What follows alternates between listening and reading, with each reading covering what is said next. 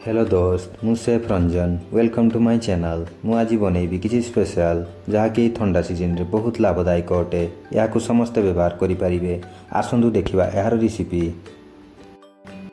प्रथमे तुलसी पत्र 5 ग्राम नेबे, खेजुरी गुड़ 300 ग्राम नियंतु। समस्ते जाग्रे व्यवहार करती किंतु खेजुरी गुड़ बहुत लाभदायक अटे। तार हाफ क्वांटिटी अदा नियंतु। देसी घी 10 ग्राम नियंतु। प्रथमे अदाटीकु पड़ाकू पड़ो, तापरे अदाटीकु ठंडा पानी रे पकाई ठंडा करंतु।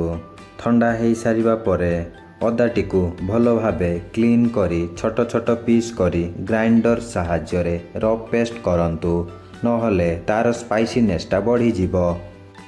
तापरे तुलसी पत्रटीकु घीरे भल भाबे रोस्ट करंतु एवं हाफ टी स्पून पान महुरी एवं जुआणी ऐड करंतु। किछि समय परे अदा पेस्टटीकु ऐड करंतु। 5 ରୁ 7 मिनिट पर्यंत अदाटीकु घीरे भल भाबे रोस्ट करंतु, जेमिति तार स्पाइसीनेस टिके कमी जीवो। तापरे खेजुरी गुड़टीकु ऐड करंतु एवं भल भाबे मिक्सचरटीकु सते करंतु। मिक्सचरटीकु 5 ରୁ 7 मिनिट जाए भल भाबे मिक्स करंतु। तापरे half tea spoon black salt, quarter tea spoon black pepper powder add करंतु। मिक्सचरटीकु भल की मिक्स करंतु।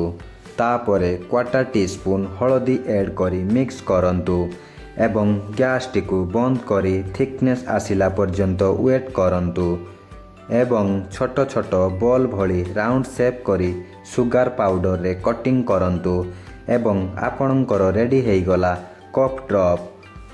Thank you for seeing this video. Like subscribe share करने जमा भूलिबेनी and wait for the next recipe. Thank you.